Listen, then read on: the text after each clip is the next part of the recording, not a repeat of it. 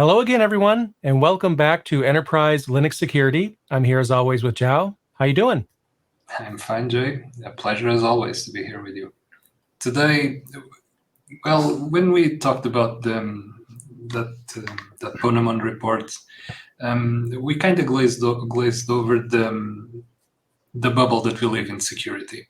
When everything you see and everybody that you follow on Twitter and social networks and everything just talks about all the latest and greatest in security and the best practices and all that, it's very easy to lose perspective of things.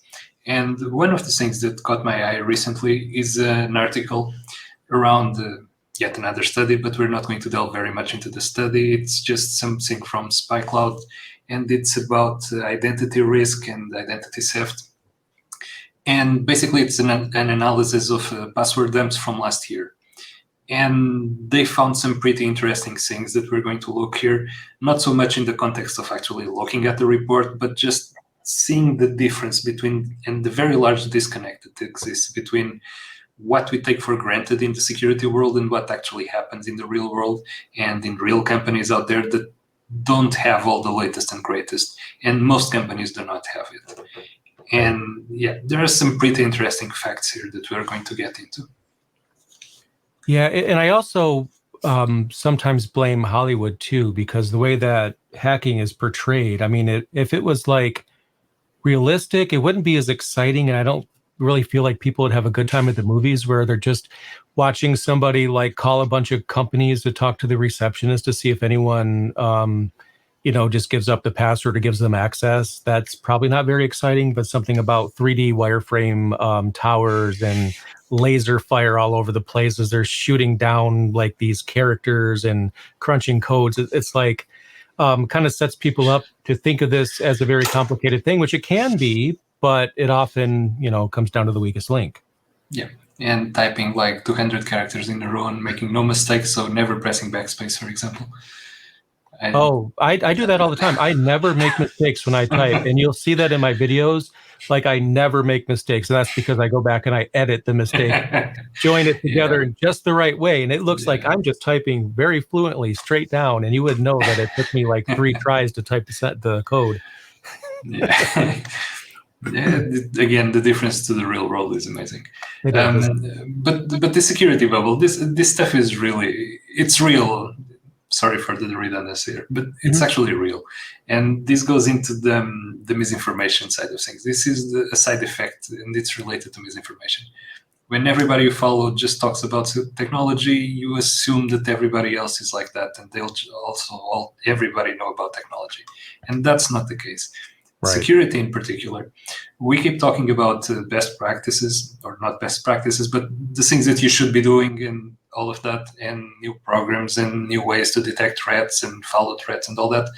But from this, on 13.8 billion captured personally identifiable information that was captured, there are 45 million cases where the password is just pass, P-A-S-S. And today, having a 4-letter password, it's not secure at all, and that's me just being very nice about it. Right. We just check before we started recording this. It takes like 0.00004 something seconds to actually try all the combinations there. Yeah, we were looking at a website tool that was kind of just because I was curious, like how fast would it be put, allegedly cracked if it was just pass? Like how long would it take? And I think it was like less than 1 second in one of the scenarios, or 2 of them. Much less than 1 second. Yeah, much less than that, actually. Much less than 1 second. And the thing here is that these 45 million records, that's not just from one person, obviously. That's from lots of users that are using that password. And that shows the very large disconnect that exists between the actual practices that you should be following and what the real world is actually doing. And the persons doing this, they work somewhere. They have access to some systems somewhere. And if they use this on these passwords, then what are they using on their own systems? And let's not forget the fact that 45 million instances of password pass means that 45 million instances of somebody changing their password to pass and the system accepting a 4-letter password as a password. And no system should be accepting that either. But going ahead and moving from there, these same people are the ones that are working, say, at a bank or something like that, and they have access to confidential information. They're protecting that information with a 4-letter password. That's not protected at all. No. It's not just their information, their accounts getting hacked. It's then what the attacker can do with those credentials. And we saw just from the lapses attack where they were actually actively going after employees to get credentials to access internal networks, the risks here before. Because if somebody can crack a 4-letter password in much less than a second, they're going to get into your accounts and they're going to make lots of trouble starting just from there. And yeah, it really takes a severe effort of educating people better and getting people to actually respect proper password hygiene in this case. And these are just some of the basics. I mean, we talked about, when we talked about the report, on the Ponemon report on another episode, we mentioned that people are just missing the basics. They're not patching on time because they were taking like over a month to patch known vulnerabilities. And patching is one of the lowest hanging fruits on the security side of things. But proper password hygiene, this is another one. This is probably the first one and the most basic one. A user to get into any system, it has to have some type of credentials. And so whoever is giving them access should at least give them some pep talk. Okay, you should not use this. The system will not accept a 4-letter password. Right. They do somehow. And that's the basic of the basic. Yeah, I kind of feel like if in another world, if I was a security penetration tester or something like that, and I go to a company and, I can imagine having a conversation like, yeah, actually your security is really solid. I mean, your servers are patched. You have like, new certificates that have a really, high amount of crypto, and you have second factor, and you have VLANs and subnets that prevent lateral movement. So I wasn't able to jump networks. But your receptionist gave me the password to your Active Directory server. And I also realized that if I timed entry into your company just the right way, I could probably squeeze behind someone else. And they didn't even ask me who I was. And I'm joking, but yeah, but what's not a joke is that this is probably a common thing. And I know it is because I literally worked with a company one time where you couldn't even set up a VPN at all without somebody knowing about it. Like they were really on top of it, but their password to one of their critical systems was the same as the username. Yeah, I remember you mentioning that. Yeah. But again, this might be just our rose-tinted lenses here. We never assume this to be the main issue. And if you're in security, you don't assume that you're going to find too many 4-letter passwords anywhere. You don't expect to find that. So you go looking for the more advanced things. You go looking for misconfigured firewalls. You go looking for unpatched servers. You go looking for, servers on VLANs where they shouldn't be, so they're providing access to someone who they shouldn't be. But this is so basic that it doesn't even get to that point. You can get into the system trivially, basically. It takes no effort to guess this. Right. And yeah, it's not just past, it's 1, 2, 3, 4, 5, 6, 1, 2, 3, 4, 5, 6, 7, and combinations thereof. And another instance that they mention is just when you reuse the password on multiple websites, but just change, say, a character or two. That's also basic to crack. Even if it's very long, if somebody can find the pattern, you can guess they'll find the. If your password for Facebook ends in FB and for Twitter in TW, somebody is going to guess that the LinkedIn one will end in LI. Okay, it's not very tricky to do that, and you can automate looking for that. And yeah, and you could probably try I hate LinkedIn or I hate Twitter, and it'll probably work somewhere because somebody was probably in a bad mood when they set up the account. You never know. Really. But, yeah. Another thing that they mention is cultural things like famous TV shows or something like that, just using the title as the password, even if it's very long.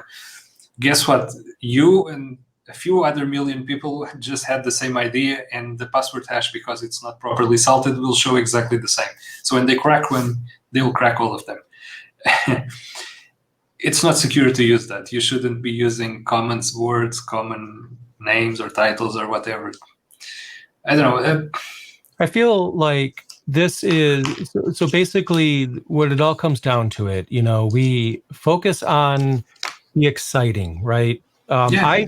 I might not be like, it might not be a common opinion, but I feel, at least in my view, maintenance is exciting. It's fun. I like working with servers. So if I'm told to, that there's an update in the firmware that's needed, or maybe a new version of something came out, I'm pretty happy to check that out. If it's a security update, I'll run through that. I enjoy it. Otherwise, why would I be in this line of work? But then there's going to be a lot of things that are not enjoyable, and things that are necessary and low-hanging fruit, like you mentioned, that can, in some cases, be drudgery. So it's easy for us to not focus on those things. And an example of some of the things I'm talking about, one time when I started a job some time ago, I started working for a company, and the first month of my job, at least, was literally inventorying hardware, backups, making sure the backups were happening. I did look at patching as well, but I felt like backups are more important right now because I just started this company. I don't even know if the backups are good. Have they been tested? And then if something happens and we need the backups and it doesn't work, well, it's my job and it's my fault. So I need to make sure the backups work. But the inventory thing was excruciating because I wanted I want to know all the desktops, all the laptops, all the physical servers, all the virtual servers, the routes, the boundaries in the firewall. And I needed to write that down, create some flow charts and diagrams, and understand what needs what. And, I had to really double up on the caffeine to get through that. So I understand, yeah, it's not exciting, but it is necessary to do all the low-hanging things, because no matter how good your security is and how up-to-date you are, you're only as good as the weakest link. Yeah. And just to recap, the low-hanging fruits that we're talking about, it's proper password hygiene. Mm-hmm. You should have a proper training, training plan or something like that you can give to the people that are working at the company. Mm-hmm. And don't let the IT people be exempt from that. They should also know that, because it's your own dog food thing. If you let someone be exempt from password policies, they will abuse it. So nobody gets exempt from that. Maybe the CEO, and even if he has a pretty good reason, which is not firing you. But still, nobody should be exempt from the proper password policies. And that's the most basic, lowest hanging fruit. Patching is another one. You should always keep your systems up to date. You should always keep patching. And yeah, we always hammer on this one because this is really important thing. You should patch your systems. If availability is your problem, if disruption is your problem, look at live patching. It's a solution for that problem. You get patched and you don't have disruption. It's doable. Another lowest hanging fruit, like you just mentioned, is proper inventory. You cannot protect what you don't know that you have. You need to know everything that's connected to your network. You need to know all the systems that are available at any point. You need to know who's responsible for them if it's not you. They need to ensure that they are patched if it's not your responsibility to do so. And you need to have plans to do this. It's not just something that you'll do after an attack happens. It's something that you need to do proactively. You should always know whatever is connected to your network. And whenever new stuff gets connected, it has to go through you. Don't just leave the network ports open and available to anybody that comes in with the network cable. Have them go through, some type of requirement or form or something like that they need to fill in before plugging in and getting an active port somewhere. That way you know what gets in, and get the MAC address for whatever gets connected there and do some MAC locking on that port. Only that MAC address gets connected there, so that they don't plug a home router or something like that and start providing Wi-Fi to the neighbors. That's exactly what I did at the same company where I was doing the inventory. I mandated that, DHCP wouldn't give a new address. Now, obviously, I'm not going to over exaggerate the security benefit of that because it's super easy to get around it. But at the very low level, I just wanted to check the box that says, only allow these machines onto the network, because it's just a box. I checked it. And so what if it, means that I have to manually add some? That's okay. And I was happy to do that.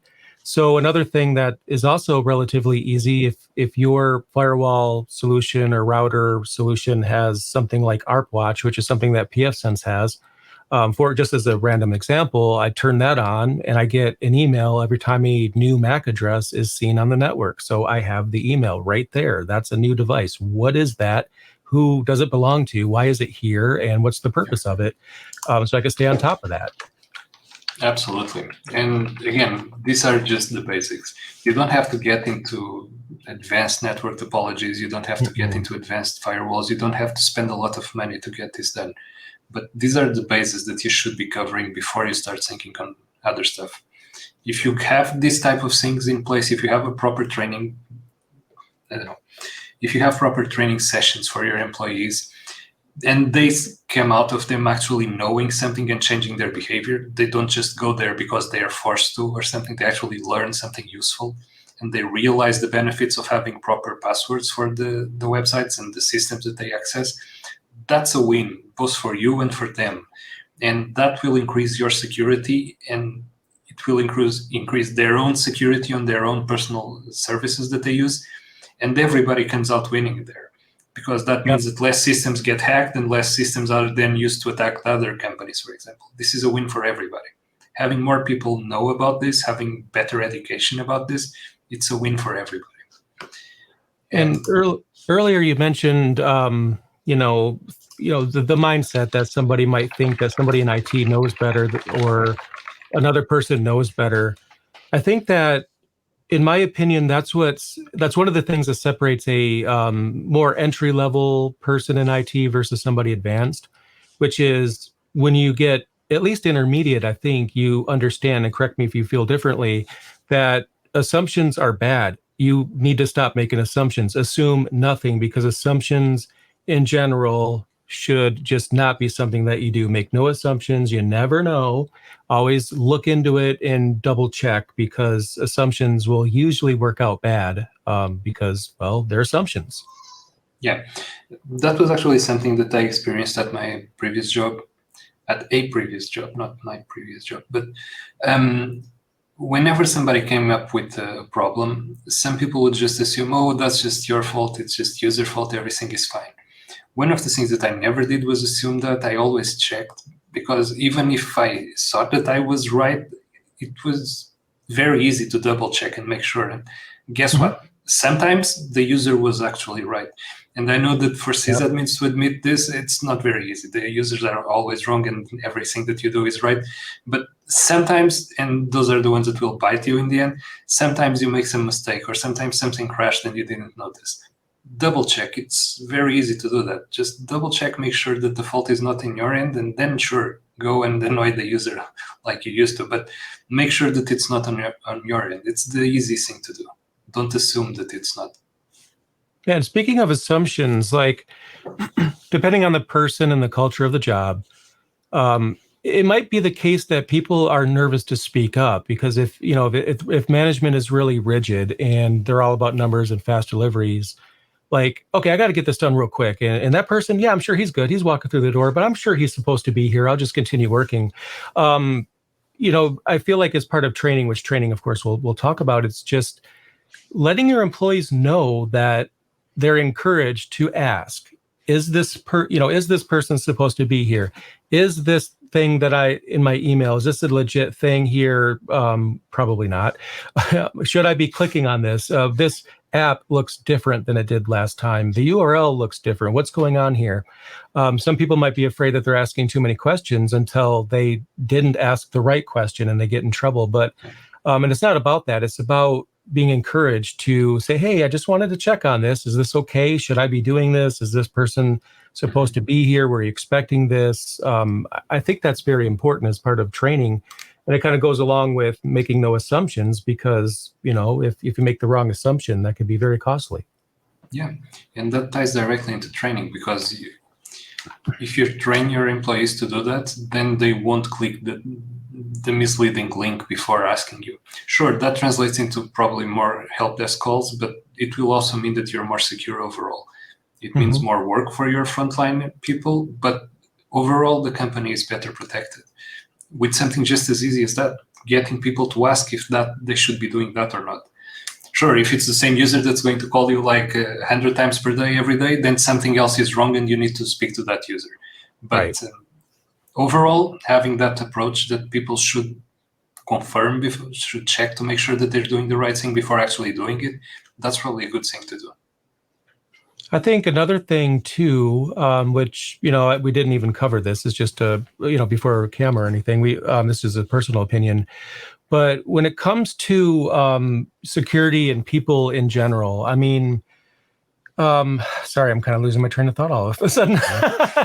But I know I had a really important thing to bring up. But anyway, training is very important. We need to make sure, here's what it is, like Overwhelm. Okay, so Overwhelm, I just wonder if there's a link. Okay, because if you look at a common job ad when you're looking for a job or something, you might see as part of the important requirements that we move fast. So multitasking is essential, which means you're going to be working long hours. That's what that translates to.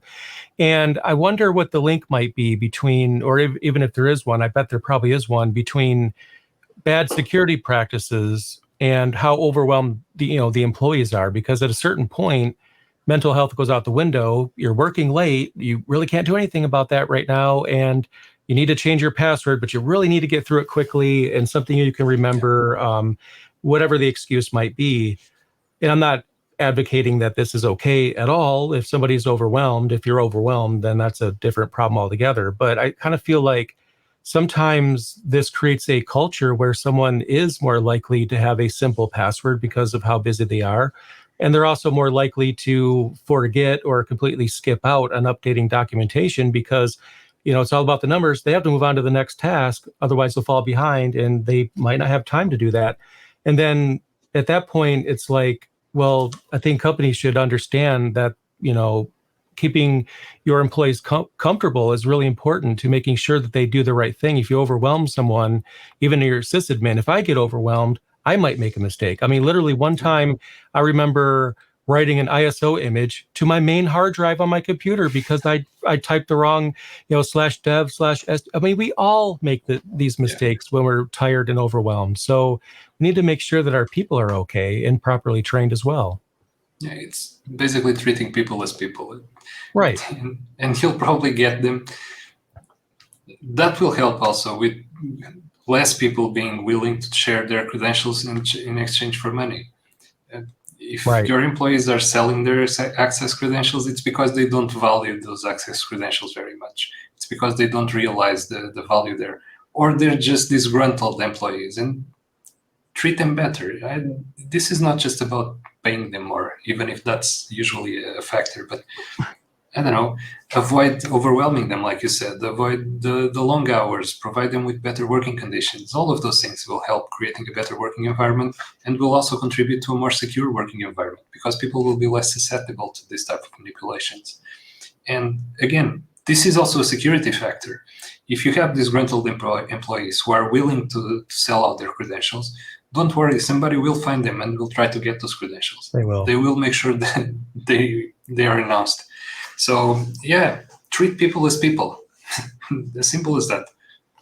It is, and it sounds simple, but it also depends on your role at the company as well. Now, what I'm about to mention, I'm not saying anybody should have my mindset because if you act this way, the wrong person, you could be fired. But what I ran into when I was in management and I was managing a team of people, one of my things was that obviously. Technically, we had them for 40 hours. They were 40-hour-a-week employees.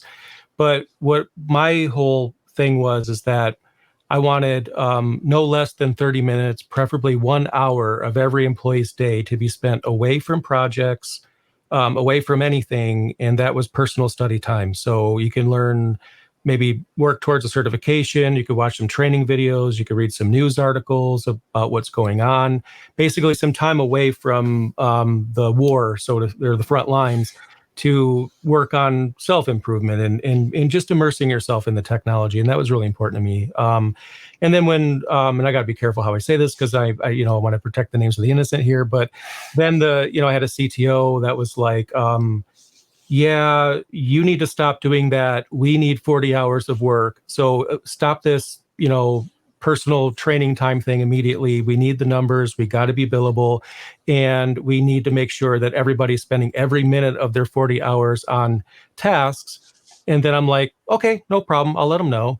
And then I got back to my team. I'm like, yeah, we're going to totally continue the education thing. You're going to continue spending a half an hour to an hour learning every day. And by the way, if anyone has a problem with it, just send them to me and don't worry about it. I'll cover you, because I'm like, I'm not going to give them a bad experience. And I, of course, had a lot of wiggle room here, which is why I don't recommend anyone else go this direction at all. The reason I bring this up is because this is something I've experienced a lot, where you have people being seen as just, we're getting 40 hours of work, but we need to make sure that they're learning, that they're happy, that their career is growing, that they're comfortable, that they're not overwhelmed. And if you don't make sure of those things and don't give them time to grow, it's absolutely going to backfire. Yeah. And in the security aspect, we know for a fact that it backfires. We've seen that in past weeks or months even. But yeah, all this talk about proper password hygiene, this is nothing new. The company that did the study, this isn't new. This didn't start last year. If you know about Have I Been Pwned, it's been around for over 10 years. Easily, wow. I don't know exactly how much, but it's been around for a very long time. It has data dumps. I know that my first warning from it came in 2012 when I was picked up in the Dropbox one. So my account was also compromised, and I used Dropbox at the time. Yeah, on the attacker side, the goal of getting all of these records, because come on, if you have 13.8 billion records, 13.8 billion accounts, you're not going to use them all. Not all of them are going to be any use to you. The idea here is that you have this type of groups that do something called data enrichment. You even have companies that do this, data enrichment companies. What that is basically, okay, I have a list of emails that are from the users that are registered on, say, a forum that I have. I need more information about these users. Can you provide? And they'll get the list that you give them, and they'll say, okay, we can add another 100 data points to each of these ones. For example, we can give you their full address, their full name, their phone number. We can get you their social security number and all that. And you pay us an X amount of money for each one. And companies thrive on this, and attacking groups also thrive on this, because there are groups that provide services to other attacking groups that do just this. They collect this type of information. And yeah, this isn't new. This has been happening for years now. And the only way to fight this efficiently is by using proper password hygiene. The basics, again, don't reuse passwords. This is very hard to do, given that each of us now has dozens, if not hundreds of services online and accounts online on anything, from social networking to email to anything. Use a password manager. It will make your life easier, and you don't have to know your own passwords. If somebody tries to get the passwords from you, you don't know them. That's the easiest way. I don't know my passwords. My password manager does. That's a very easy way to do it. That's something that you can include in training. Okay, we know that it's very hard to come up with complicated passwords to use in all your services. So this is software so-and-so that we bought for the whole company, and you're free to use it in your workstation. And do make sure that you generate your passwords through it. That way we know that it's secure. It's a secure password. It's difficult to crack. It's going to take a long time if somebody catches the hash to crack it. So that's a good step, a step into the right direction there. It will get your employees happier because they don't have to remember the password. They don't have to come up with passwords each time it expires. The password manager will do that. They don't even have to know the password themselves. They just have to use the password manager that you provide. It will add a new layer of security to your services by not making the user the weak link there. So other best practices there. Don't reuse them, change them often. If you're warned that it has been used somewhere, and now your browsers will let you know if an account that you use when you log in somewhere has been hacked on one of these dumps, they will let you know, okay, we found this. I know Chrome does this. We found this login on a recent password dump. You should change the password here. Do change the password when you're warned about that. It means that it's out in the open somewhere and someone has access to it. If you see that, do change the password immediately. That's also very basic to do. Use that password manager to do it so that you don't have to remember it. And that way you can use, I don't know, 40 character long passwords, for example. With characters and numbers and all that, you're never going to have to remember it yourself. And that's a big plus. Or just go for stronger passwords than that. Use, I don't know, biometrics, use your webcam, use something like that to hide your logins. That way you log in a more secure way. And no way is 100% foolproof, but there are more secure ways than others. And passwords, it was probably the first thing that was invented to secure systems. It's very old now, and we should have moved to something more secure. But in the real world, this is what's been using, and this is what people keeps using. So it's just a matter of improving it, if nothing else. Yeah, and one of the things that I think is very easy to do, you absolutely have to let somebody in HR know you're doing this. You can't just do it. But I don't remember the names of these services, but there's a few of them out there. And what they allow you to do is send your employees a fake bad email. So you could essentially craft a bad email that could say something like, an update has been found for your computer. Please click this link to begin installation. And it might be like from your IT team or something like that.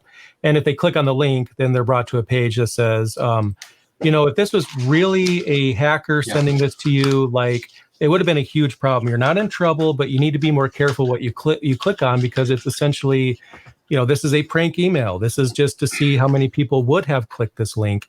And do that regularly and not in a way to shame people, because even the best of us can be, fall for a trick. I've fallen for tricks before, but you're essentially making it known that this is a real thing that happens. And if this were a really, truly bad email from an actual bad person, then the situation would have been a lot worse. And there's a lot of them out there. You could even go as far as to, if you manage email, and you see like an actual bad message being sent to people, maybe someone let you know about this, and you look at the email, oh yeah, I see the email.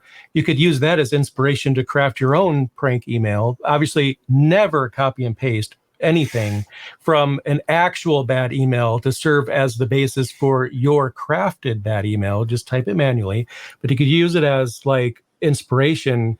Okay, 3 people got this actual bad email. I'm going to create my own version of this and send it to everybody, because I want to know if this message got to the majority of our employees, how many would actually click on it. And it's not about capturing names so much, but numbers are great. You could literally hold a meeting and say, I don't know who clicked on this email, because I'm not taking down names or anything like that. But what I can tell you is that 15 people within this company, they clicked this link here, and that's a big deal. We need to have a training session to make sure that this doesn't continue. And it's so easy to do this that there's services built around, enabling you to create bad or fake bad emails.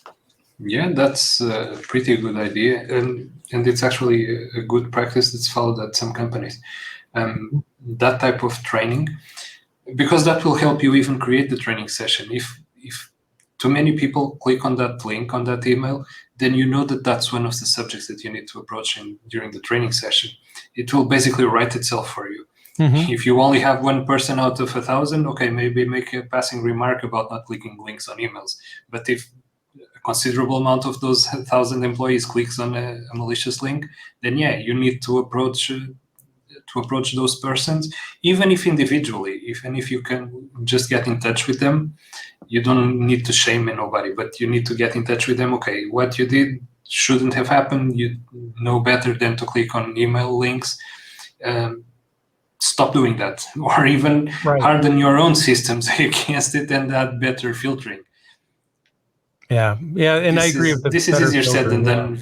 Email filtering is a whole kind of work. There's always a way around it, and there's always going to be that one thing that gets around it in some way. Because I mean, literally, it sounded dumb as soon as I said it. So. Exactly. I mean, the culture, has been, and I've seen this, where it's like people are oppositional, and their opposition follows the trend, because at one point, someone might not have access to a network share, so they just email an executable to their coworker because it's quicker than asking IT to give them access to it, which is a bad practice, obviously. But then, of course, the IT team sees that this is happening, and then they ban executable attachments, which they should have done anyway, so nobody can email that anymore. And then someone else gets the bright idea that you can still send the executable if you put it in a zip file. So now they have to ban zip files, and then once they ban zip files, they rename the extension .zip to .something else. So they'll start doing that. IT will then start scanning the attachments to see if they're a zip file. And then people will start putting passwords on the zip file to prevent them from being scanned. And it's like this constant back and forth. And I've seen this happen at so many companies between users and IT people that communication probably would have stopped a lot of this, where, IT administrators can be a part of the training. It's not just an HR thing, although that's often the case that, IT will be consulted, but HR delivers the training. But I think IT should be in the training while the conversation's going, and they could say, hey, we're absolutely not interested in making your job harder because we don't even want our job to be harder. But what we need to do is get the communication going here so you understand that all we're trying to do is make sure that you have a place to work at tomorrow, and we don't end up in the news as the next Equifax and get shut down. So in the interest of, keeping you paid and keeping the company going, we need to make sure that we're doing the right thing here. And the right thing is not always going to be easy.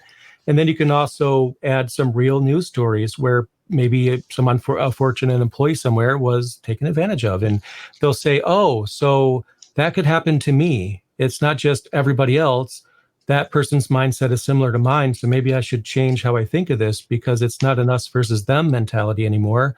I understand why IT is like this. But if IT is behind a wall and nobody ever sees them and they're not part of the conversation around training, then that us versus them mentality could probably still continue to be a thing and still cause problems. Absolutely.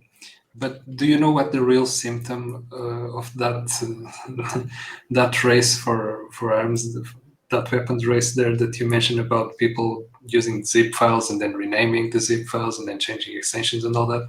That's a symptom that your company needs some file sharing tool, and employees don't have a way to share files.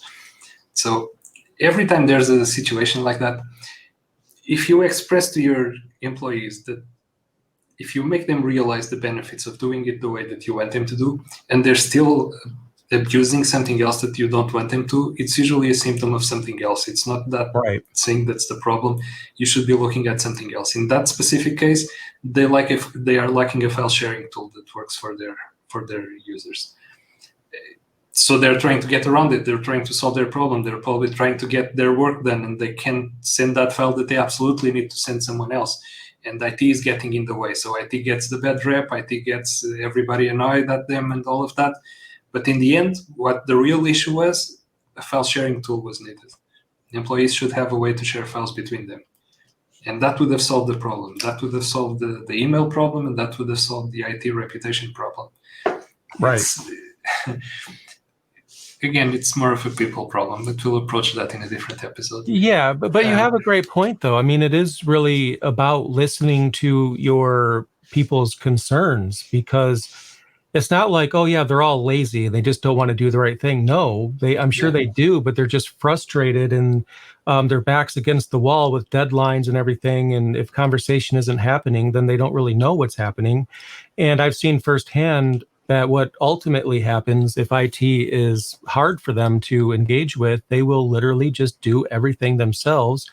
And I at one point, I was at a company, this is super early, but I was just help desk at the time. I shouldn't say just help desk because that's super important.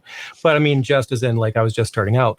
So anyway, I was working help desk and I was not a decision maker at all. In corporate IT, had me demo the new ticketing system. And I came back to them. I said, this is way too complicated.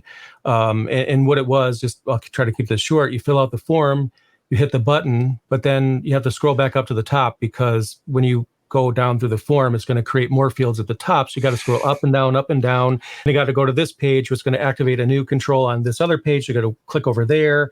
And it was so convoluted that the average person just really couldn't fill out a ticket anymore. And I let them know, I just don't think this is going to go well. I think we need to simplify this. And then what corporate IT came back with was, oh, no, it's fine. Actually, we took a look at it and it's totally okay. So just push it out.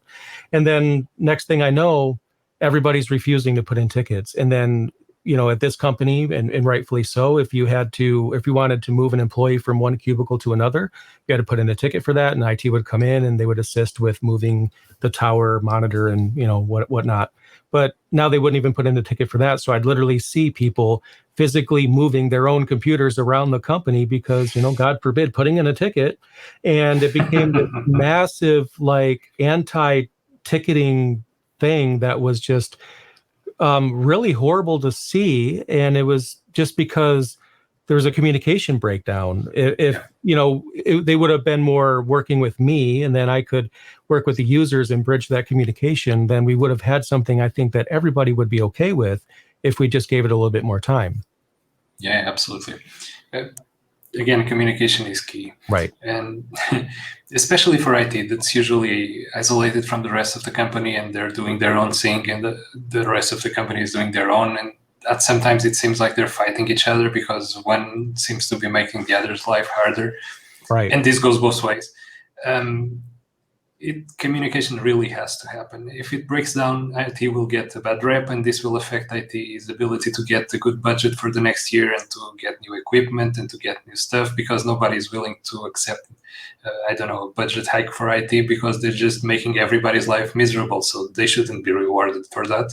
They're not helping business. People are complaining about them all the time. And this affects IT. It affects IT like this.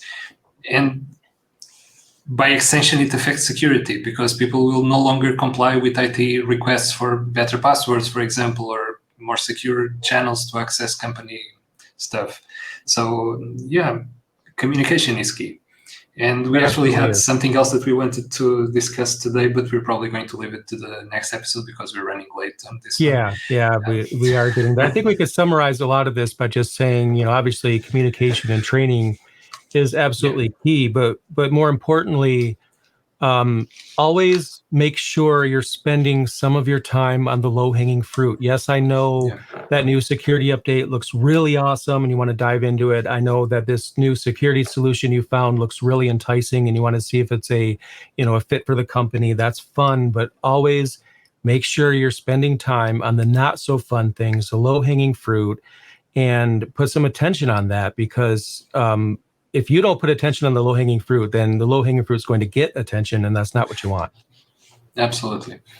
And not only that, the people listening to the podcast are obviously interested in security and IT, but most other people in the real world, they're not. They don't know about the latest updates. They probably don't know why something needs an update at all. Isn't it working? Why the hell do I need to add more software on top of that to keep it running? It's like, working, what operating system be run? Internet Explorer, what? No, but really, this mindset, the bubble that we discussed previously, this is real. If you're just listening to IT stuff, to security stuff, you start to assume that everybody else knows about this stuff. And things that seem obvious to you are probably going way over their heads of the other people. So don't assume the users know all about security. You have to explain it to them. You have to let them know the best practices. And I know we hate saying best practices, but you have to let them know how to treat their passwords, how to treat their credentials, how to best use the system, because they don't come to a new place and they'll know everything immediately. Don't assume that everybody knows all the best things, just because even if the whole company is, say, Facebook, not everybody that's going to work at Facebook knows everything about security or everything about IT. You have the cleaning staff, you have the people that serves food in the cafeteria, you have all of those company people. They'll have credentials, they'll have access to the systems, but they don't have the mindset that security people have. Don't assume everybody has that mindset. Just because everyone that you talk to speaks this language, not everybody else does. And that's a very important change that needs to happen. And we actually saw the numbers that back this up when we analyzed the Ponemon report in another episode. We have the numbers that show this. This is something that's real. Yeah, and when it comes to those reports, I generally find that the more pages those reports contain, the worse the security industry is in general. Because if they have that much to report on, that's a problem. We want those reports to get less. Like they have to work harder to find numbers than just work easier because it's just a train wreck. Yeah, absolutely. And we know this is report season or something like that because Right. Everybody and their dog is releasing a report. We know about that.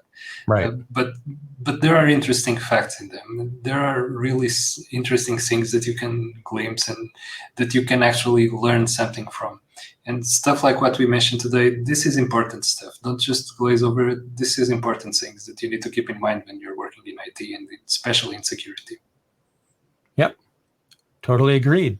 So I think we've more than covered the topic today. When I start talking about these things, I feel like I can go on and on and on. So I make Joao the official, Jay, it's time to wrap it up person, because if I don't make him that, then these podcasts will probably not be possible because I'll just nobody's going to listen to 2 or 3 hours of just the two of us rambling here. Nope. All right. So thank you everyone for listening. We really appreciate it. And we'll be back soon with another new episode, and we'll see you then. Thanks, everybody. Until the next one. See ya. Bye.